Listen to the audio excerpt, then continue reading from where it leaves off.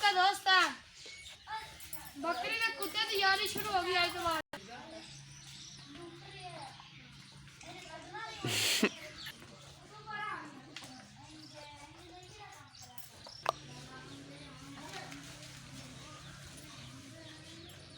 तेनों मच्छी बनाने हैं।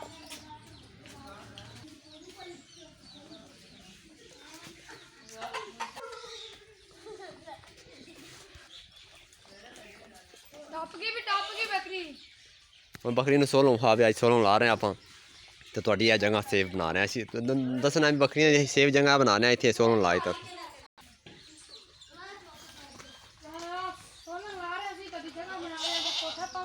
मिट्टी सट्टा दे पर पूरा पावा तो सेव की जगह बना रहा है गोर ना लेना सोलंग ला दे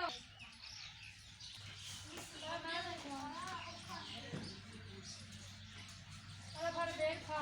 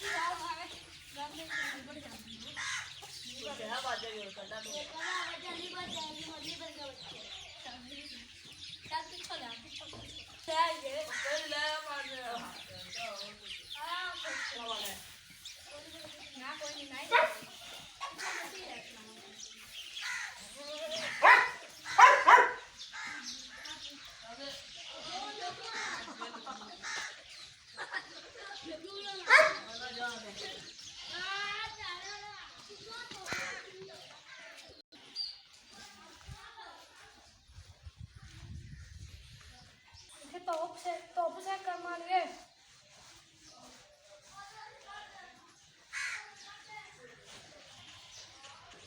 यार तो वर्जिश करा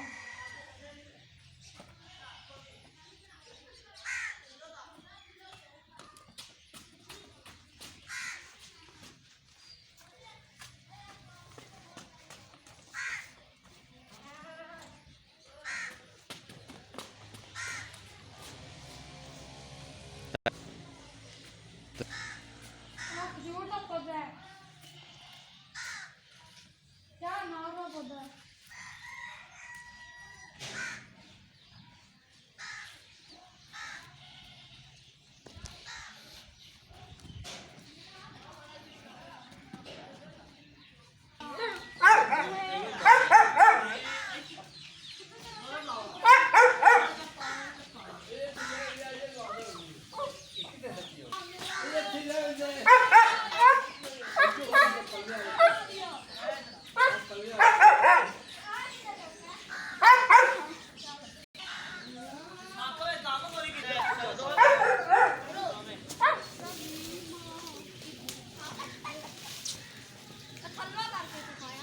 Sorry, no,